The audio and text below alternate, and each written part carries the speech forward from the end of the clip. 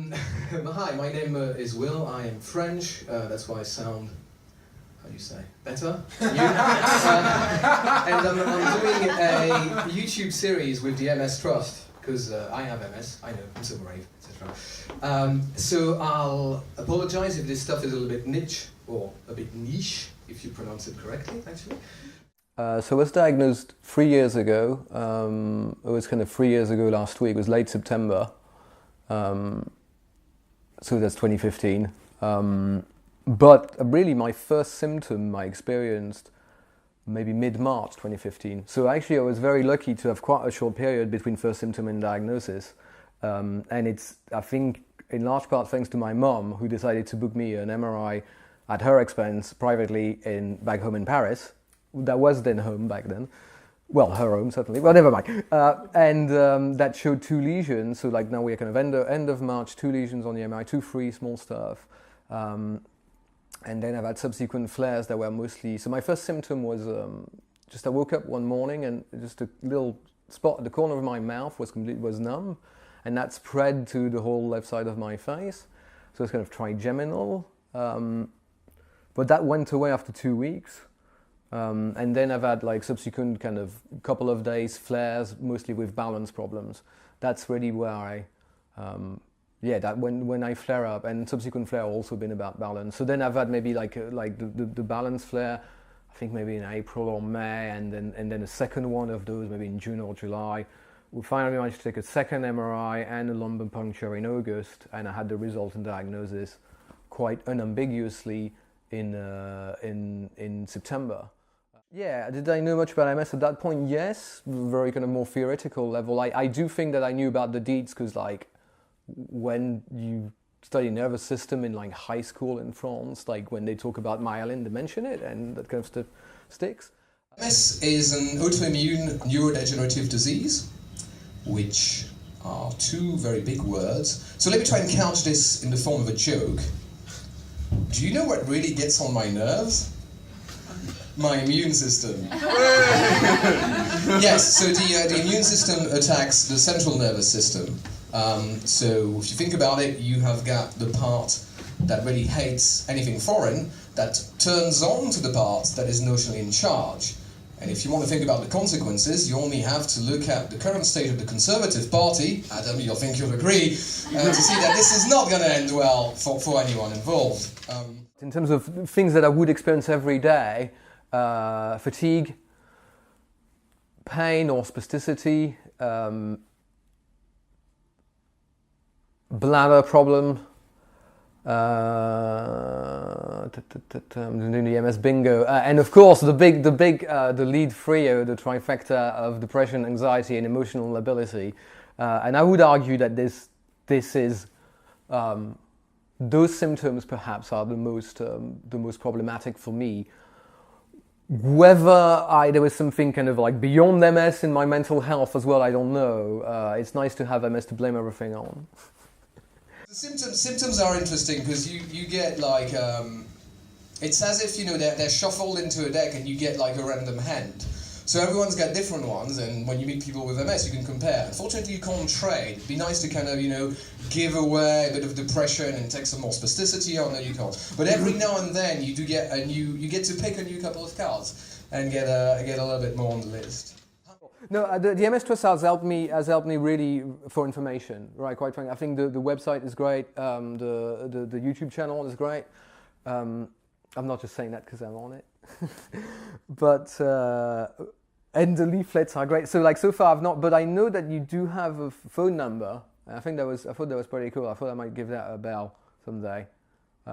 There's a lot of help to be got that goes through. Well, obviously you've got layers of help. You can get kind of like material, practical support. You can get emotional support, and then you can get kind of information. And I'm much more. So far, I'm not usually in need of physical support. I've got a blue badge to get a free seat on the tube, it's always good.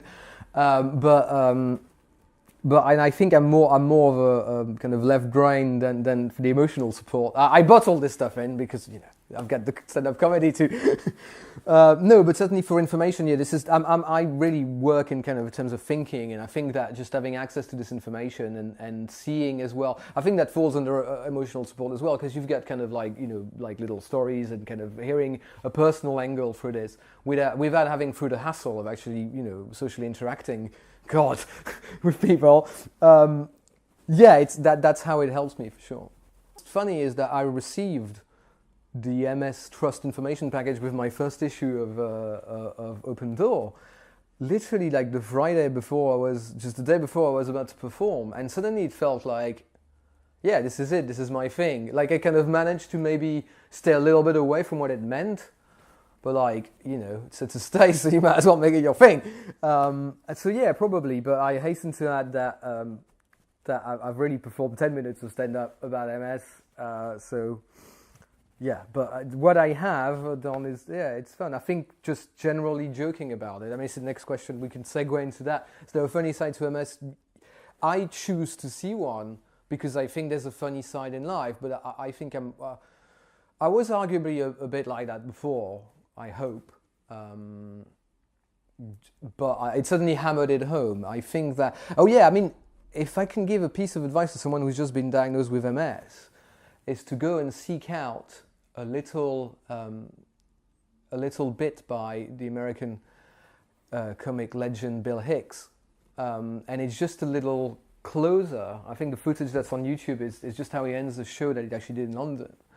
And you can find it on YouTube. It's called "It's Just a Ride," and that's extremely inspirational, because this is the thing about, like, you need to kind of start looking at what matters in life, and because to me humor matters a lot, and it's obviously as a coping mechanisms, but in a self-admitted way that itself is funny.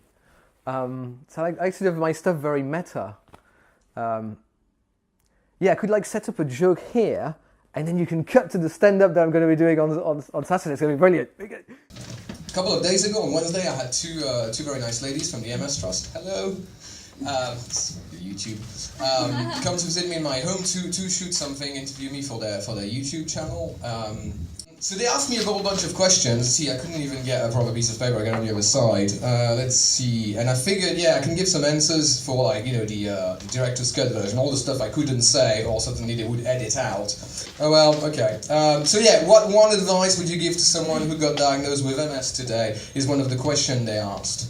And obviously I said you'd be, I said two things. The first one is, statistically, you're likely to be female, between 25 and 40, so if you're single, there's probably going to be a link to my YouTube profile below this. I'm doing this to camera, obviously. So just send me a message. I'm on Google+, like all the cool people. Like what's great about what I attempt to do is that I am not held to the expectations or the constraints of what I will describe as actual comedy. Because I'm doing something informative about MS, but I am not held to the expectations and constraint of actually delivering a lecture, because I'm just doing something for fun, which is like the best of both worlds. I don't feel myself imbued with a particular mission of kind of raising awareness, but I figured if I can do it, why not? What I hope that I really hope that they can take it or leave it. Like, it's like, hey, if you just want to hear the jokes, you can hear the jokes. If, like, you want to contextualize it, and I think it's nice whenever, I think it's like that for every type of what we even construe as entertainment. I mean, I'm forever, someone mentions something on the TV show, and then you kind of Google it, and I think that I enjoy seeking information. So maybe I assume everyone does. Because of that, but because of that, I need to have kind of a starting point and like something that will prompt it. And if at least one person in the audience does it, that's a win in my book. But even if none do it, I don't care. I suddenly had a picture of MS that was very much about physical disability, as I think most people have. Again, I wouldn't want to project my own case onto everyone, but I'm guessing, MS, you get wheelchair, this kind of stuff, and that. I think that you get just as difficult to ride probably even more when your disability is invisible or still invisible again. And so I do think that it helps if, like, the more we, I'm using this collectively here, but like the more we can kind of raise awareness to say, hey, it's not just, you know, you can't walk, it manifests in all sorts of funny ways that are funny in both meanings. It is, I think, yeah, it helps.